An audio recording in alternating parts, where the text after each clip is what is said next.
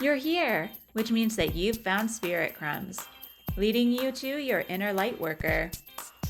I will be sharing how these tiny little hints from the universe have led me to where I am today. I hope that by hearing my story and the stories of others, you'll pick up your own spirit crumbs along the way that will lead you to somewhere magical. Thanks for coming along for the journey. Let's see where it takes us. Hello, and welcome to another episode of Spirit Crumbs. I am your host, Andrea McCallum. I am an intuitive oracle card reader and energy healer. Today's episode is all about the chakras. And as well as being about the chakras, it's actually the kickoff to a new series of episodes that I'm doing, where we will be doing one chakra per week in more detail, talking more about the ins and outs and how you might experience its energy.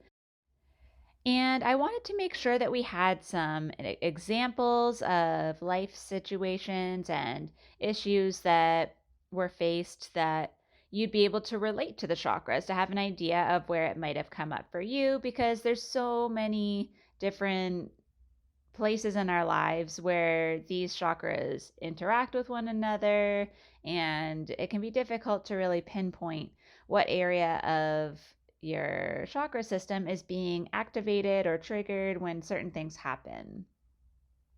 So originally, I was going to do one episode per week that would feature an explanation in more detail with color and food and activities that you can do related to each chakra, and then sharing some of my own personal experiences from the last year, more specifically in 2021. Some bigger things that have happened that relate to the chakras. But I decided that since I haven't quite fully had a chance, obviously, to heal these things, it's still 2021 and it's only a few months in. I thought what might be better, because I don't want to lose that personal touch and like the real life application for these healing examples, what I decided, which was actually better, I think, is for each week there will be a second episode that will be an interview with someone who has a part of their journey relating to one of the chakras. And so I'm super excited because I have a different person for each of the 7 chakras already determined, and I've already started some of the interviews, and they are really just incredible, more than I could have given you in terms of new perspectives and examples, because obviously I only have my life to draw from. So I think it's actually better because you get more of a wide range of how different people relate to their chakras and what kinds of experiences they've had that they can relate to each one. So just to start, I also wanted to mention that on my Instagram, on my Concrete and Crystals Instagram, I've also been doing a journey through the chakras, distance Reiki, and crystal healing session series that has been really popular, which is another reason I felt that maybe the podcast would be a good place to talk more about the chakras, because I really can only do so much in the Instagram posts, and most of it people are experiencing on their own. So this is a way for everyone to be able to listen and hopefully get some insight.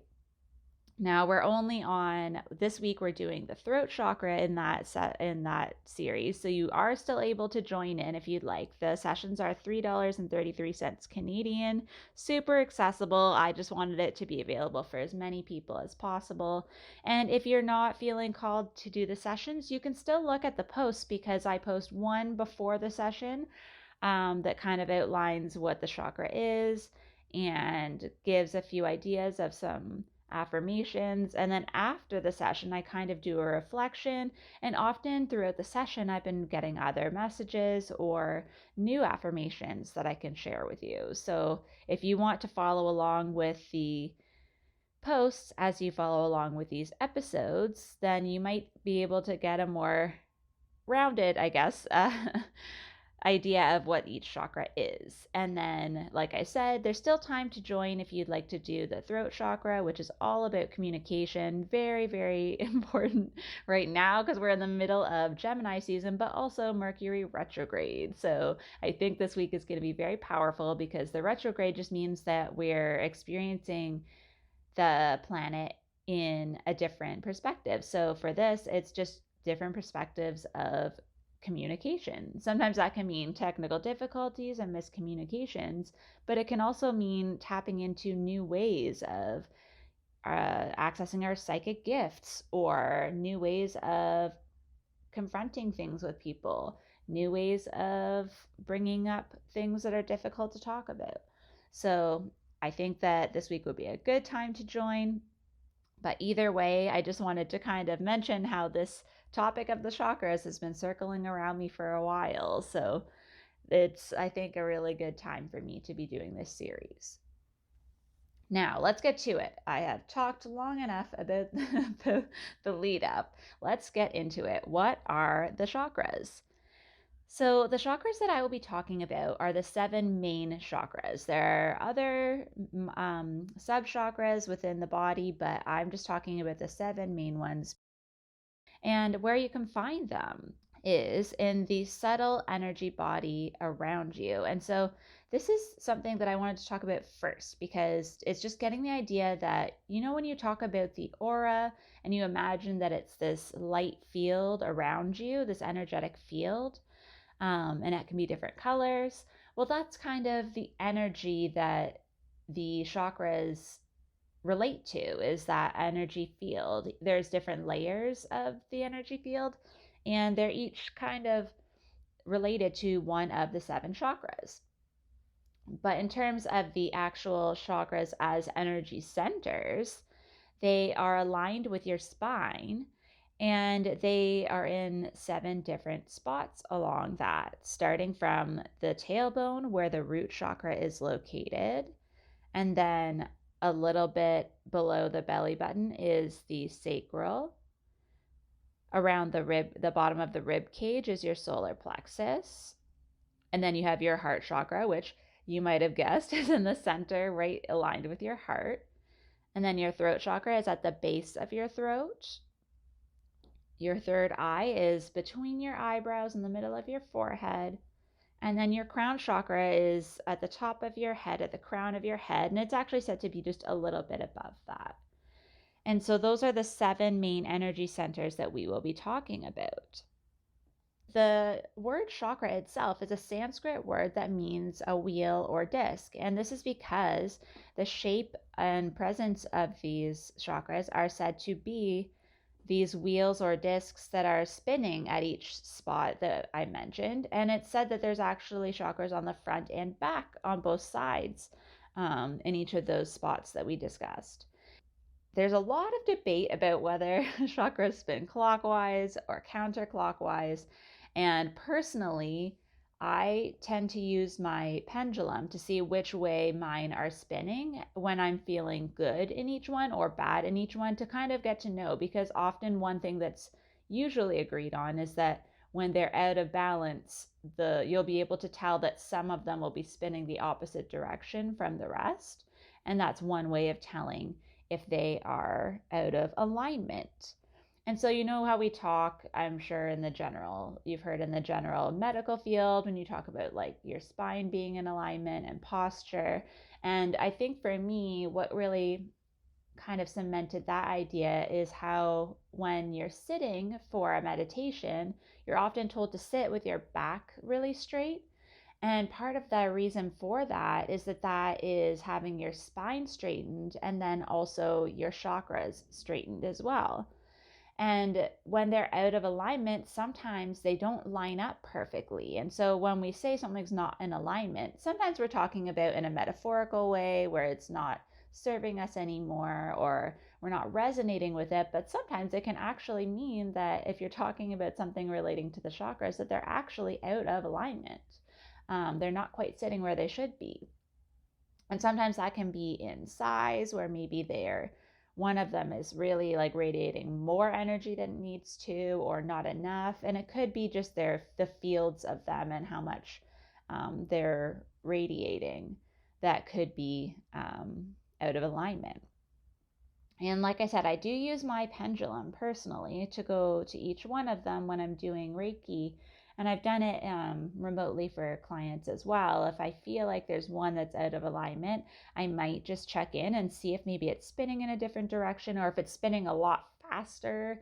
Maybe there's a lot of energy there. Maybe it's barely moving and they need some more energy. So sometimes it's just a matter of each person might be different. Again, I'm not really sure because from my experience, it depends on the person. Not everyone has them spinning the same way when they are balanced. Obviously, there's emotional things that come up that may bring them out of alignment, or things that happen in our lives. But sometimes it can just be that they just need a bit of a touch up. And so that's why I really like for myself to do a bit of Reiki every day, or hopefully every day, but sometimes it's every couple days, just to make sure that I'm in alignment. Because most of the time I can feel if something's really out of whack. But for the most part, it's just a little bit off. Like I'll just feel like a certain part is maybe not quite as active, or maybe too active, and it needs just a little bit of energy. And so each chakra, as well as being aligned with a different physical part of our bodies, it's also aligned with different parts of our lives that are physical, mental, emotional, and spiritual. And because of this, they are all one system. So it like our body, all of our body systems connect and interact with one another and can affect each other. So can our chakras.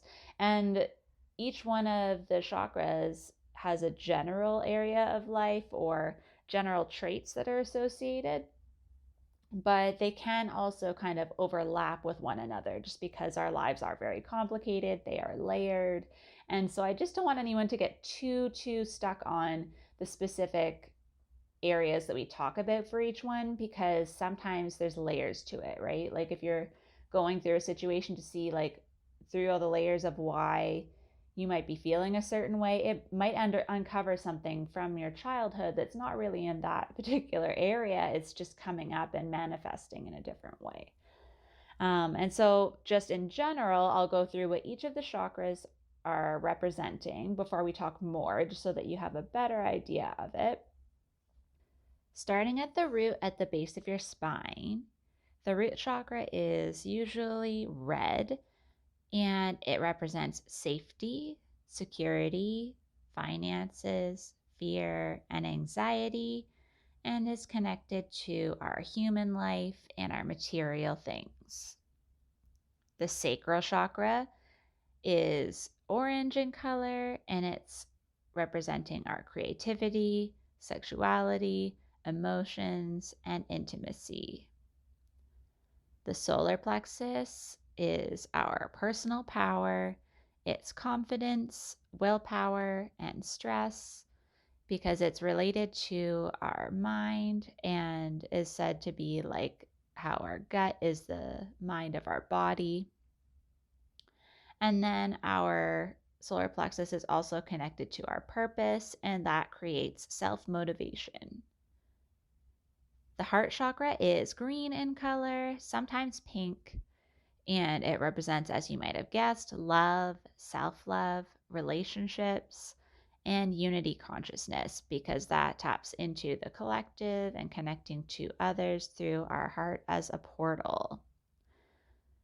The throat chakra is blue, and it's about communication, expression, manifestation, and it can be shadows that are around our limitations that might prevent us from showing up as our authentic selves and really expressing our desires to others. Our third eye is indigo, sometimes violet in color, and it is about intuition, clairvoyance, imagination, processing information, and it's one of the spiritual chakras. So the clairvoyance and intuition might have said that to you already when you heard them, but it is where we also connect to our dreams because that's in our subconscious as well. The crown chakra can be shown as a light violet or sometimes as white or clear in nature because it's the purity of spirit. It's where we connect to the divine. It is more receptive, where we receive ideas and downloads. It's where we connect to a higher consciousness. And I think also where we sometimes do take in information from the collective as well. So that's just a brief overview, but we will go into a lot more detail on some of the blocks and shadow sides of each chakra. And like I said, as promised, interviews with other people about their experiences just to give even more depth. And I also just wanted to mention that the book that I draw most of my information about the chakras from is one that I've had for a couple years now, and I got it from the library the first time. So it's not something that I bought right away. It was something that I was like, I'll see if I find this helpful. But it's called Chakras: Seven Keys to Awakening and Healing the Energy Body by Anodea Judith. Just thought I'd put that out there now in case anybody wants to Google it and see if there's just a really good resource to start with. I liked it because she gives examples and stories from her clients throughout, which is why I also felt it's important to share personal stories along with each chakra for the weeks going forward. Like I said, we'll go through each one in more depth with some more practical things of how you can connect to them and some examples from guests, which I am super excited about. I just wanted to talk about a few different things about the chakra system while we're talking about it in general. And one of them is that they also, in addition to each of them having their own energy, that they kind of fluctuate depending on what's going on in our lives. There's also three main nadis or channels or currents of energy, however you look at that, that also are connecting all of the chakras and moving all of the energy throughout our bodies. So the first one is the Sushumna, which is vertical, and it goes up and down the spine both ways, but mostly upwards, moving from the root up to the crown. The other two, which is really interesting, is they create like a figure eight because they go around and alternate between left and right throughout the chakras, and they go opposite directions. And there's one that is the Ida, which is the moon as in its representation, and it's feminine. And then the one going the opposite way is the Peninsula, I think it's called. Sorry, I'm really bad with pronunciation. But that one is the sun, and it is masculine. And so together they create one very strong flow of energy.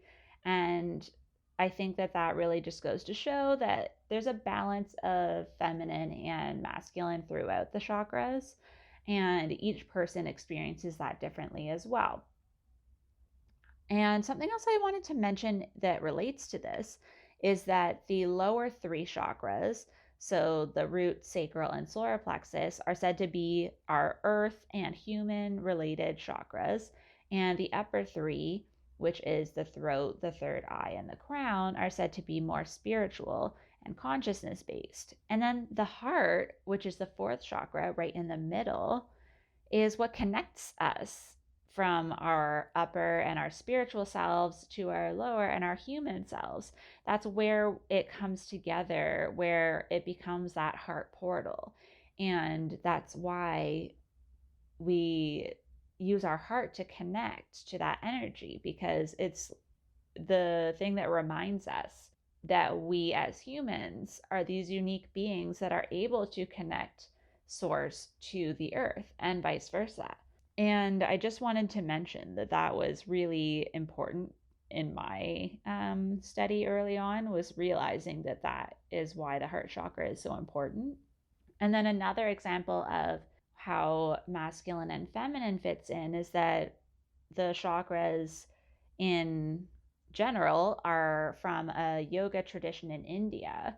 And the union of the divine masculine and feminine is very important to the whole concept, because the meeting at the heart is the feminine and the masculine meeting there. So it's said in that tradition that the god Shiva is pure consciousness, so he represents the upper chakras, and the goddess Shakti is primordial creation in her essence, starting at the base of the spine.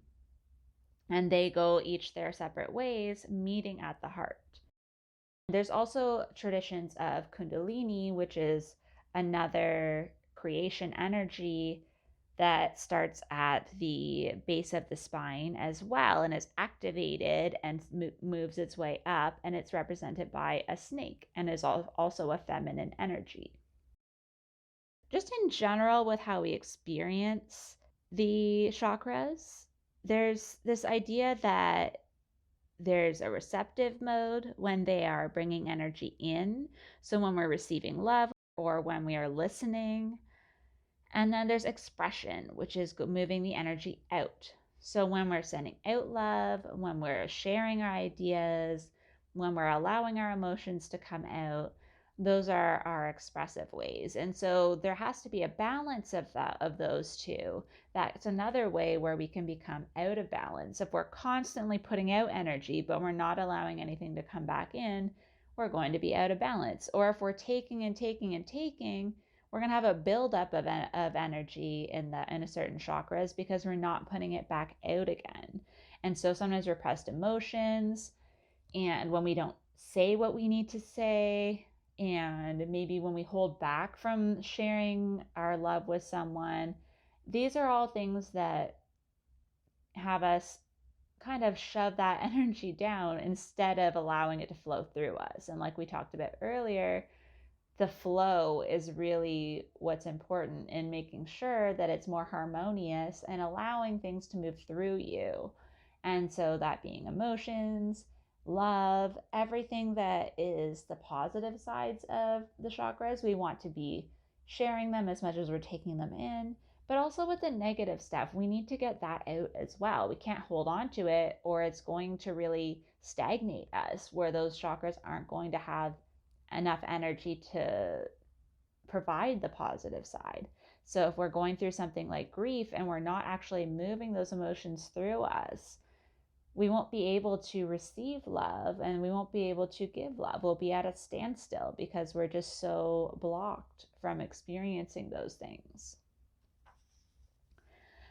And then there's also fun things that I will talk about in the other episodes. So for each chakra, we'll be talking about if there's any foods that are recommended. Um, and we'll talk about colors and crystals, affirmations, a lot of things that are really helpful in terms of where to start. If you happen to resonate as you're listening and say, I think I do need to work on this particular chakra, it gives you some things to look at. And of course, you can find a lot on the internet, or if you follow different people on Instagram, if you look up the chakras, there are some people that specialize in one chakra, and they're really great at explaining how to heal that particular chakra and what might be coming up for you. And there's some categories that I just wanted to talk about in terms of the chakras and what you can do to heal them. And so, with your physical body, there's a lot of different movement practices like yoga and qigong that specifically help to move the energy. And you can do that for your whole system or an individual chakra. Like I said, there's foods that are suggested. Then you can also get a massage or do some energy work. Um, Visualization, so you can visualize the color of a particular chakra. You can imagine the light moving up or down however you're working. You can also just imagine the energy coming inward or outward from a particular chakra.